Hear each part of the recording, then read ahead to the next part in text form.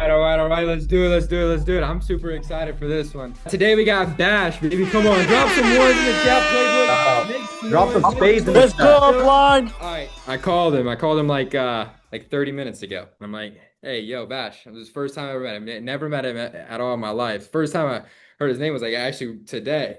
And the group chat, we were going off, Ronnie and some of the boys are like, who should we have on? And everybody simultaneously. I love when this happens. These are always the best call. When three people simultaneously like bash this guy.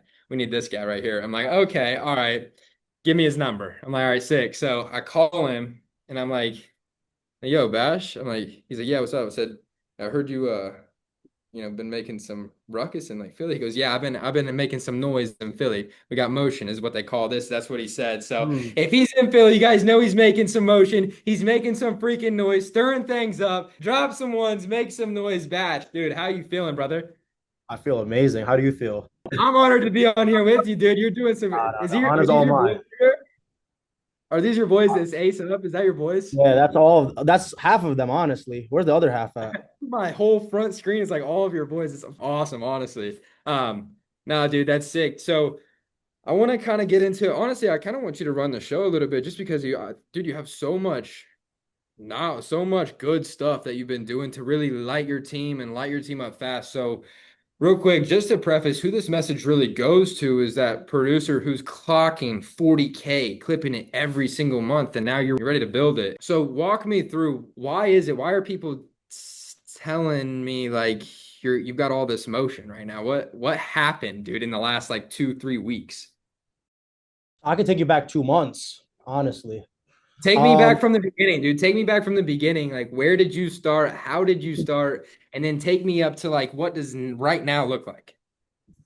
so when I started roughly around March, April. I went on a month-long vacation, so it kind of hindered me a lot, but it was well necessary just to keep my mind off of things.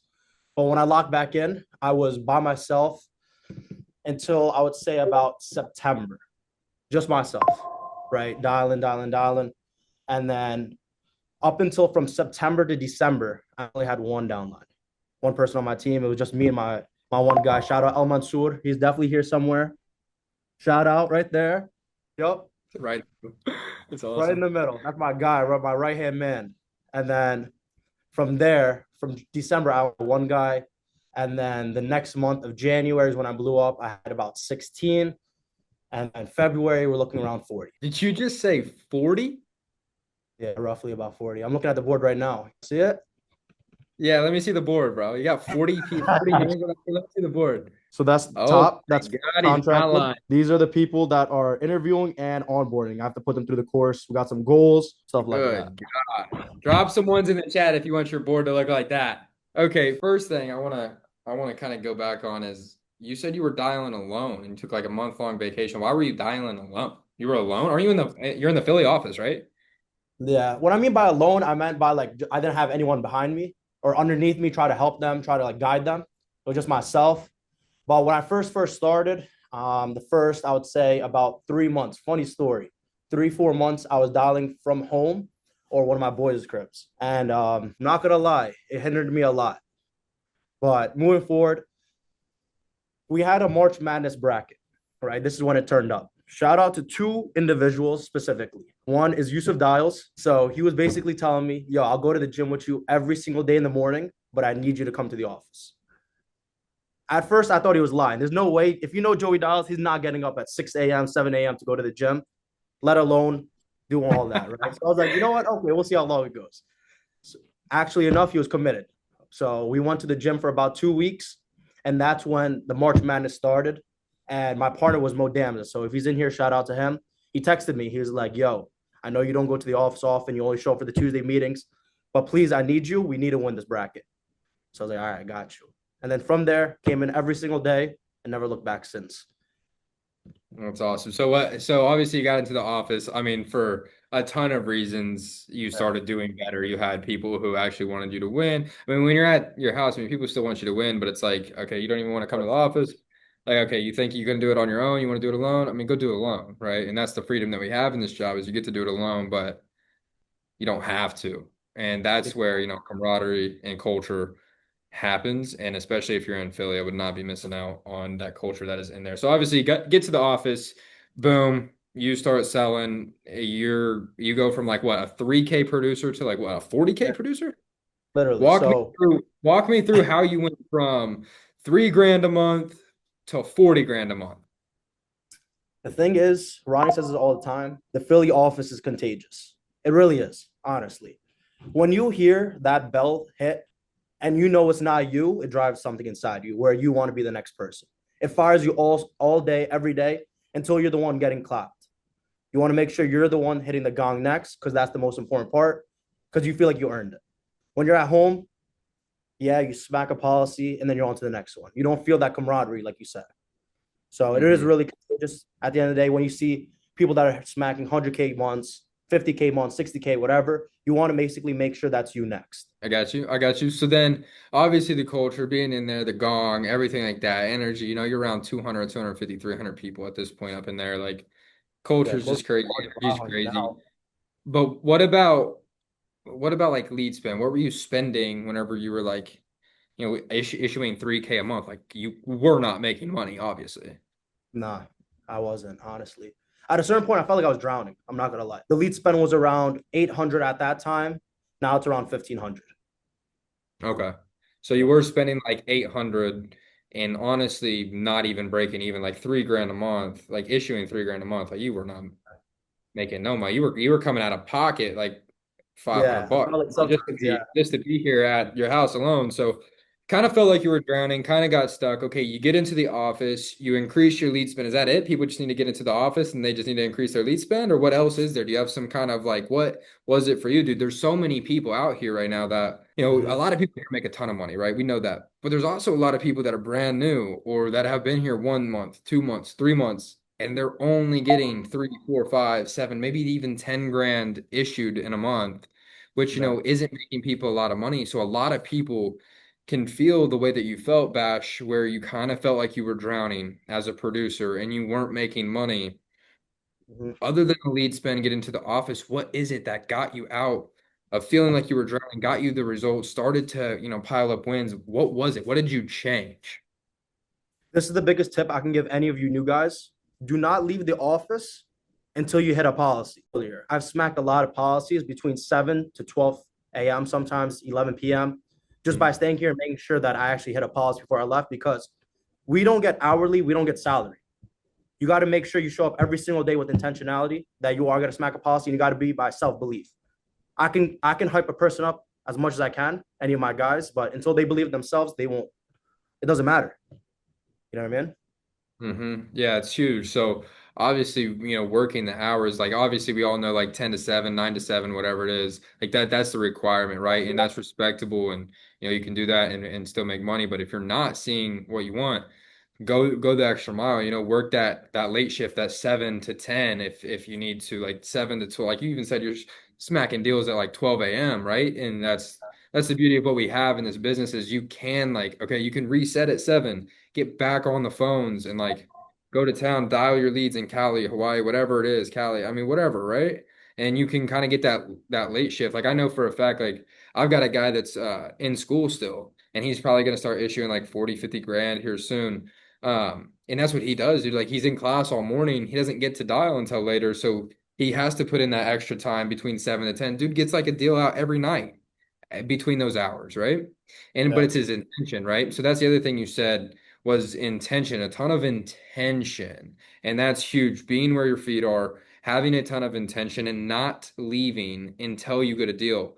And a lot of that, a lot of the times that can sound daunting to a lot of you guys, right? But notice the most important thing that he said. It was his belief level in himself, and his belief level that he had to have to pour into all of his guys that are sitting in the screen right now that want to make a ton of money. He put other people first, and he had this belief level in himself that he knew he could make it happen. He knew he was going to make it happen. He was going to get the deals so that they could all see him make the deals, get the deals, so that they knew that his belief, that Bash's belief could transfer to his guys and get them ripping the way that they are right now. So that's the number one thing. Drop some ones in the chat right now. The number one thing that you guys need to be successful in this business is your belief level in you. Because I promise you, no one else is going to do it for you. You're the only person who can do it for you. Especially if you're new, no one's coming to save you. It's all up to you. And that's the best spot to be in because you can make anything happen as long as you believe. Like I promise you, I promise you, I promise you, you can make this work. It's not hard, it's not easy, it's simple. It's so simple. So, all right, boom. You have a belief level. You're in there smacking the gong around everybody. All right, boom, you get to 40 grand a month, right? Now Mhm. you're making money, right? Yeah. Okay. Alhamdulillah. After you start making money and you've got at this point what, one guy? I had one guy up until December. Yeah.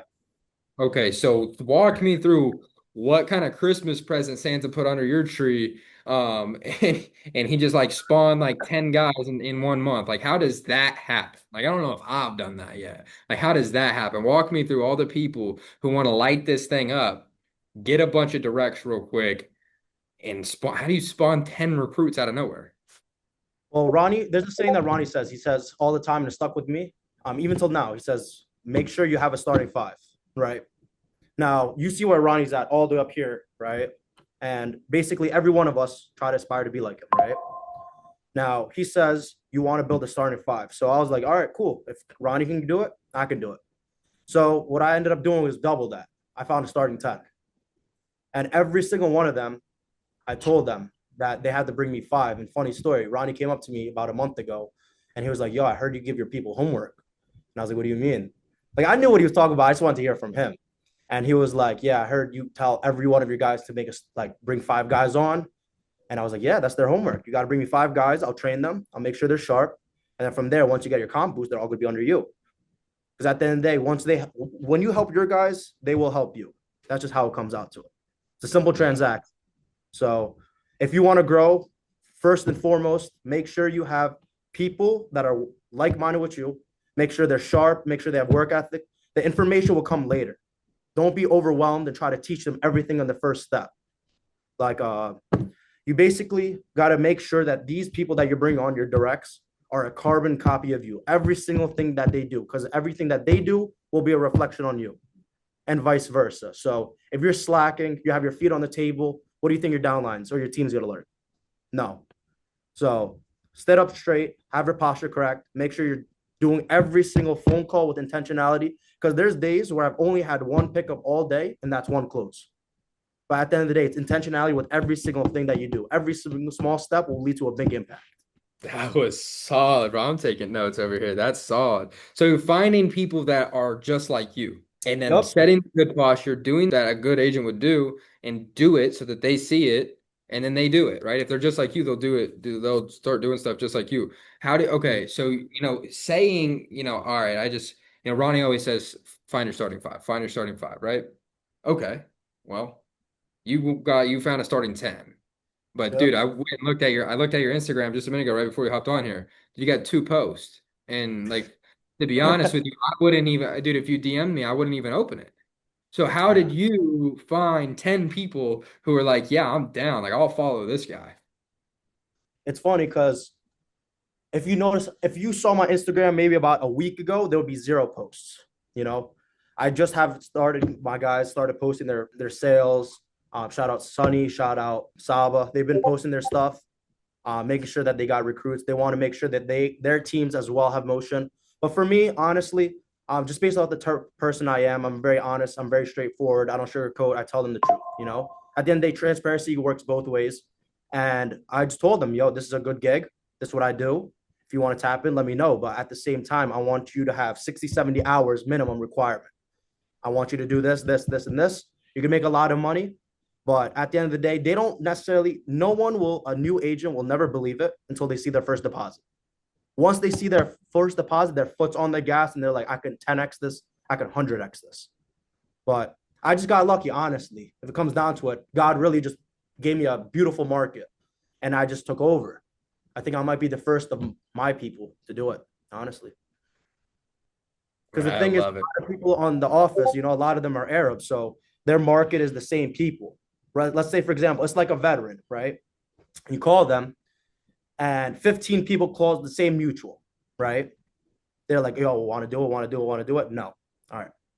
The people that wanted to be in this are already in here. You know what I mean? Let's say me and you have the same mutual. We both try to convince him he doesn't want to come. Cool. Right. At the end of the day, you can't bring him. 15 people already talked to him. Now, if you have a whole new market, it's game over. You just take the whole industry, boom, like that. So where did your market come from? Most of my demographic is either Central Asian or Georgian. Some Americans here or there, but 90% is Georgian and Central Asian. So Are these people like you grew up with, you've been boys with for like a while? some of them are my family members. I only have two cousins that are related to me. One of them is my best friend. And then from other ones, basically I've either met them throughout the years or they're a How friend's like friend and stuff like that. I mean, at the end of the day, it's a huge market. The world is huge. There's 8 billion people. So why can't you recruit all of them? Crazy. I love it. You're a dog. Drop some ones in the chat. We need 8 billion people in Playbook next month. Come on. Let's Yeah. go. All right. Holy crap. Honestly, I'm kind of mind blown. Honestly, you're a freaking dog, dude. I'm gonna call you and get some extra sauce after this. Um, okay. So obviously you got, 20 guys active, you got 10 guys about to pass their test, and you got another 10 going into training Contract. right now. Yep. Going into course. So you got 10 guys contracting, 10 guys in the course, right? So you're Mhm. about to get close to, 30, 40 guys, like legitimately active guys, which is insane.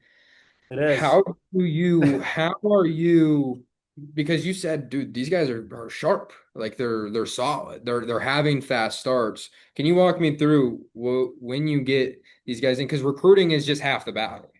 It is. For you to get paid, you got to get these guys paid, right? And to get Mhm. these guys you got to get these guys paid a lot, right? So, what's your process? How are you getting guys paid? How are you guys getting guys paid fast? How are you getting them good fast? So when I first started, my first 10 guys, I would sit on trainings from 10 p.m. to 12 a.m. every single day for a month straight before they even touch the phone. Because at the end of the day, we know that Halos are only for 8 weeks and Volt is only for 10 weeks. So you want to make sure that they're not eating up those Halos and Volts as you want to basically make sure that they are sharp before they even start. So every single day, I would do objection training, script training, that, and the third, where no stone is left unturned. You want to make sure that they're fighting every single objection possible. That way, when they do it in real life, they know how to do it. Rather than getting stuck, I tell them all the time, no don't stutter. If you have to stutter, just pause, relax. At the end of the day, it's a conversation you're having with someone. No one wants to be sold. They want to be guided. So with that, every single day I took time out of my day. It was bad. I'm not gonna lie. At first, I was very stressed, very, very Mm. stressed. And a lot of people in the Philly office, I would kind of pour my emotions to, and I was like, "Yo, it's hard, it's hard, it's hard." But they're like, "Yo, just give it time, give it time, give it time."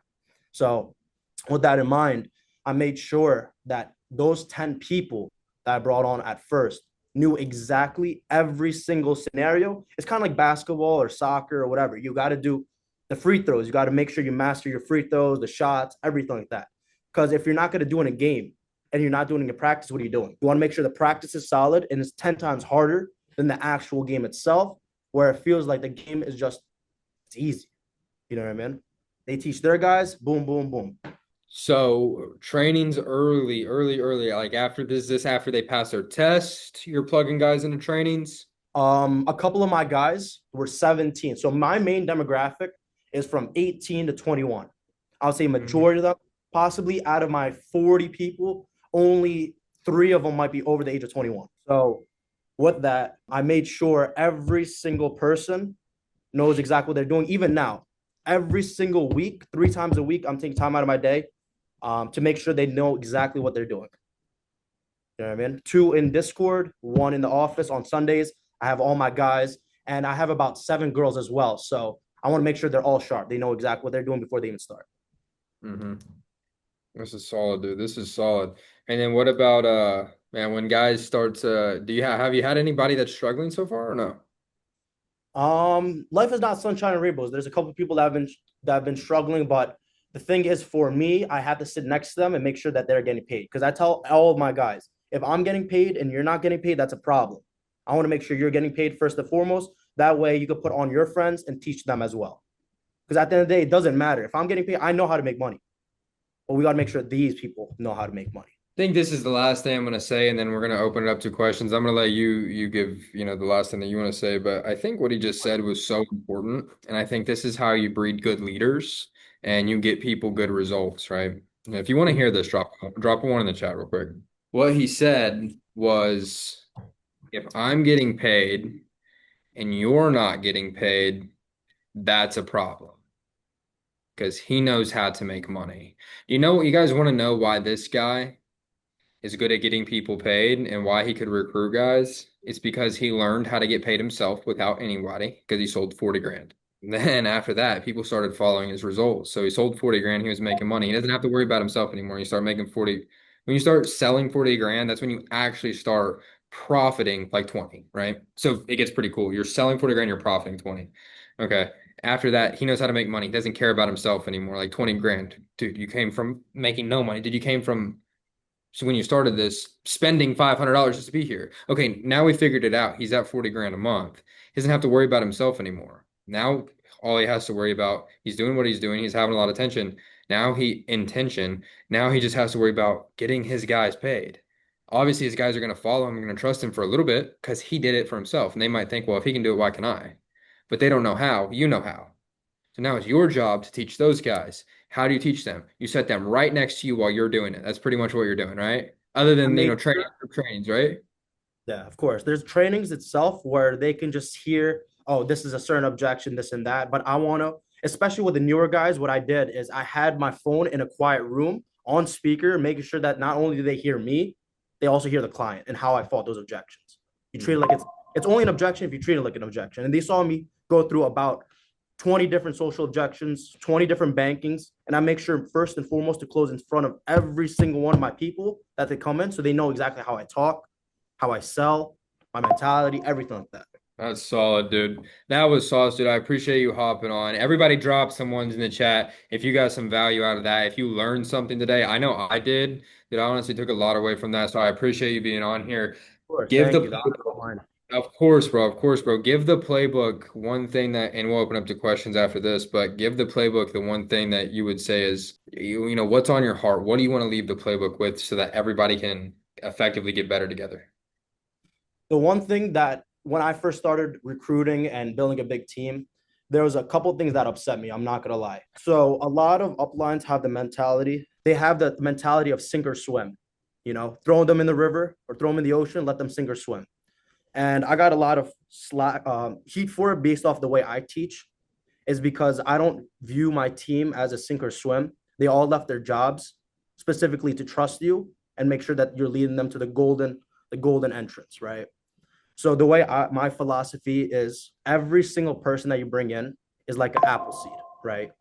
So with that, you have to plant it, you have to water it, you got to tend to it every single day, making sure that they're sharp. Once they're sharp, let go of their hand. A lot of people I've talked to in the office, they say, I talked to them, I was like, yo, they're having this problem, they're having this problem. They're not even part of my agency, let alone, right? They're part of Playbook, of course, but they're completely different. A part franchise, some of them are from different agencies. And I asked them, when was the last time you talked to your upline? They were like, oh, 4 days ago. I was like, what are you doing? Go talk to him. You have questions. Like, he's there to help you. He's there to guide you. I'll talk to my uplines every single day. I make sure every single one of my downlines, if they have any question, they come to me. If not, first and foremost, they go to their direct upline. If they don't have the answer, they come to me. But I make sure all those questions are killed off right off rip. That way, 6 months down the line, they're not asking me how to write an application. You know what I mean? Well, that's just my philosophy. I mean, hopefully it grows to the moon. It's going to the moon, brother. You keep doing what you're doing, bro. You're gonna get to the moon, brother. That's awesome, guys. Thank you guys for hopping on, dude. Thank you for hopping on. You're an absolute animal. I love it, dude. I love it, dude. Pour back into your people, put people over profit, and you'll build this thing to the moon. You guys are freaking absolute animals. What is it? Ace up. Let's go. You guys are absolute dogs. Playbook. We'll see you next Thursday. We have Noel on. Later, guys. Have a good night, boys. Hope you guys enjoyed. To the next one. Peace to the moon.